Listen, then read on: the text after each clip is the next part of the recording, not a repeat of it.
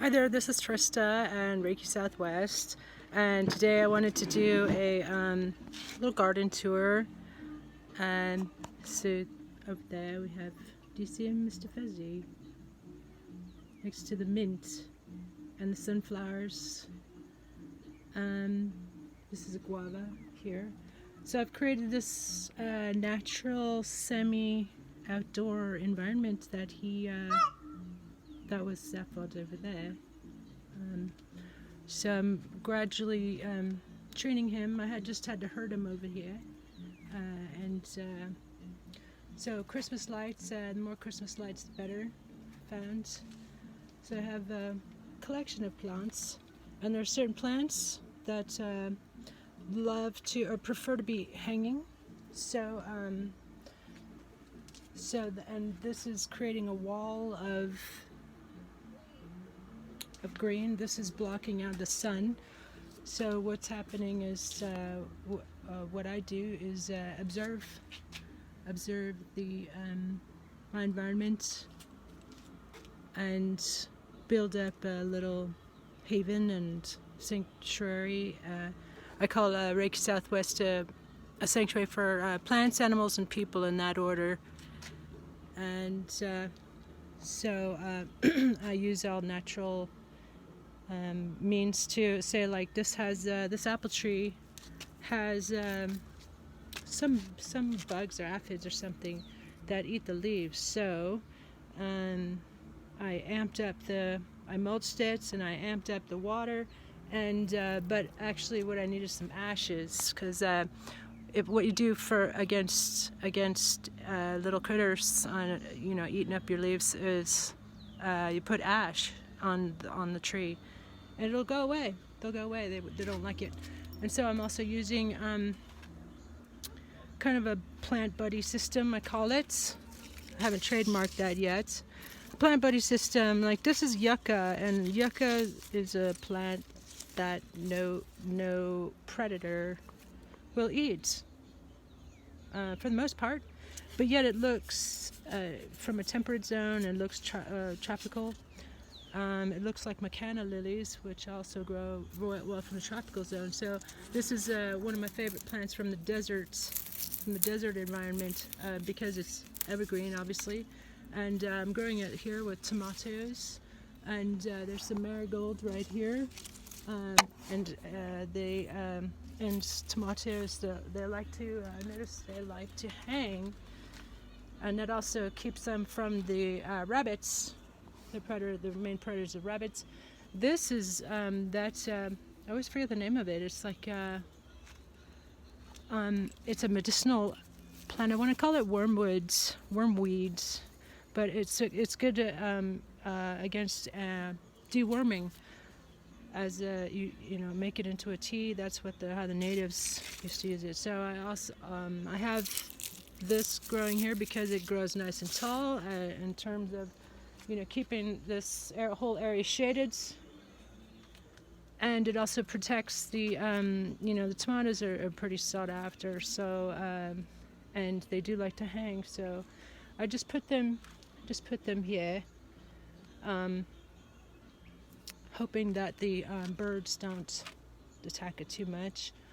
And this lemon tree provides a shades for the most part until the sun is about up here, about noon and the afternoon. So then this area was becoming too hot, and this is my Arizona room, called my Arizona room.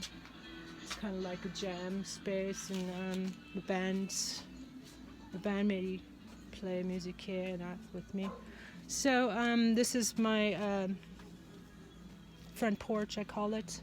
My Arizona. This is my interpretation of an Arizona room, and so I've got collections of. I love succulents, and this is I've collected many succulents, but most of them have been eaten by the birds or something. So these are kind of protected though. They're inside behind these beads, hippie beads, and I just turned this around. And I just noticed that it had these beautiful succulents. It's called Echeveria. And in the mountains in Taiwan, they I learned that the old people used to stir fry that up, and it's kind of medicinal, from what I understand. So here's like Wandering Jew and spider plant I got from Marty. Shout out to my buddy Marty. Thank you, Marty. And this stuff grows great, like hanging, and sometimes it gets flowers too. And check this out. Say hi to Mama Birdie. Say hi. She's in there with a spider plant. Hi. I can almost like, this morning I touched her underside of her beak. I noticed that with birds, if you touch the underside of their beak, it gives them pride. It's kind of like, that actually looks like I'm saying F you, but no, I'm not saying F you. That's a way, like I like play with the chickens under thing, just to like tease them. Anyway, so good night, guys. This is Sir Winston of God and his 2 bitches. He had 3 bitches, but I guess 3 was a crowd. Two's a harem, 3's a crowd for Sir Winston of God's. So, and these my silkies, and they're going to bed. They're under this kind of like rave party lights. Looks like we're all going to a rock and roll party, huh? So this not only looks cool. Say hi, Fudgy. And that's Perchy, Fudgy and Perchy. And there's Eccentrica too, my peahen. And I just figured out how to propagate desert cane. So this might be a bonanza, like me and my buddy Marty, we're talking about starting like an exotic plants business, and exotic plants and birds, because she's my teacher right now. And I have a baby peacock coming along. So they're kind of jockeying for place. This is a pepper plant with a whatever this is. I love the leaves. It looks so primitive.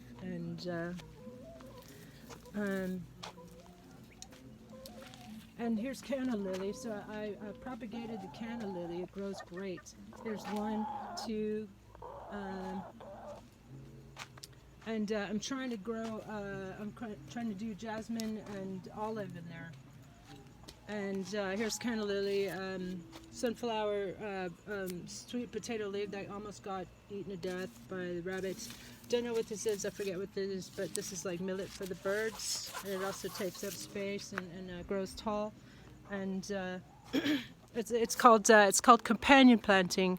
When you plant one specific, say like this millet, plant millet right next to something that you don't want them to eat. So it's a distract. It's a, what do you call that? It's a bait and switch. So that's and I'm growing in tubs. This doesn't work too well. It works only well with certain.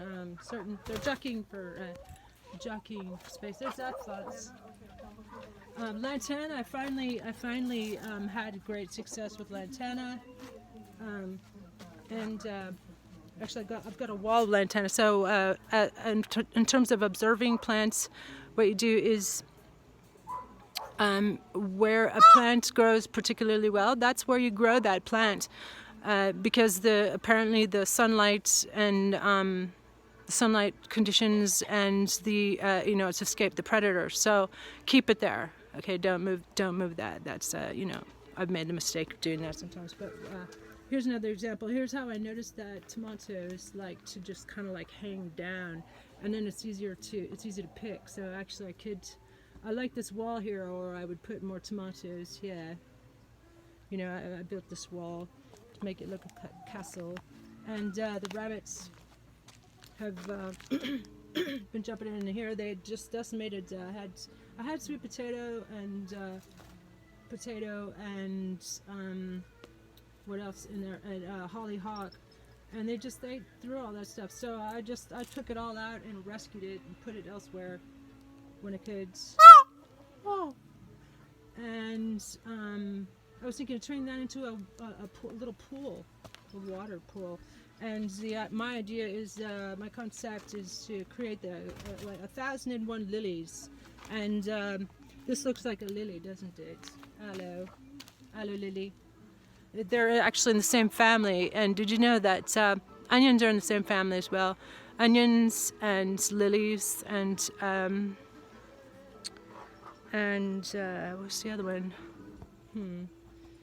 Anyway, that's dragon fruit back there, and there's that's thanks to visitor gave me like 1,000 royal palm plant seeds, and so that's one of the ones that have survived. That's like a 2-year-old one back there. So I'm trying to grow, and this is these are actually papaya. Twin papaya from I planted from seeds that I got in Taiwan, and in a mountain area, like Aboriginal people in Pingdong County were growing this organic papaya. So and that is one of the few examples that have escaped the frost. They don't like the frost. And I've had several die, and it's very sad. Very sad, isn't it, Zephod? It's very sad. So here's, you can get your Buddha on. And yeah, so the rabbits have kind of decimated in here. So what I did was, my response is I put like a little cactus in here, little mint, because they kind of seem to leave the mint alone. They've got mint growing out there, so it's all like a matter of experience. There's some yucca in there. Put another yucca back there in that hole, and canna lily. Canna lily has, from Taiwan, also from my research in the mountains. It's not only a robust and beautiful plant, but it has beautiful kind of bird of paradise like flowers. So that's one of the reasons. And it's a lily. So any lily is a good lily. So yeah, here's my twin papayas. I like this. They look like palm trees to me. So it makes me think that my plant buddy system seems to really work well in terms of desert gardening. That's like the only pair of papaya. The only papaya that have survived have been in pairs. That to me is, one example. And so, what else? Although, aloe. Aloe is one of my other favorites. Favorite plants for desert gardening, for landscaping, because it's, it just needs a little water. It's about the most robust plant you can get. I got like a couple hundreds palm seedlings from in front of the courthouse. I just like moved some boulders, and they're right there. Just kind of like. Anyway, I shouldn't tell you about my. But I love to collect plants that are around the courthouse because I love the courthouse so much, the Superior Court especially. So I have a collection. I think I have a bunch of sycamore pods from down there, and dates. I'm trying to grow date palms, like the ones that are in front of the courthouse. And I tried loquat. They have a loquat there, but I don't seem to have. It's hard to propagate loquat. I haven't had very much success. But so anyway, I hope this has been. I hope this has been instrumental in learning about desert gardening and in Tucson and Arizona especially. And so if you enjoy what you see, vote for me on August 4th for sheriff. I want to run for write-in sheriff. I didn't get enough signatures because of COVID-19. And for sheriff. And I did get enough signatures to run for Pima County Board of Supervisors, but Mr. Whitey, whom I'm suing for having violated our civil rights and voting rights and vote suppression and electoral frauds, actual election frauds. What do you think, Zephods? So anyway, have a great evening, and I know I will.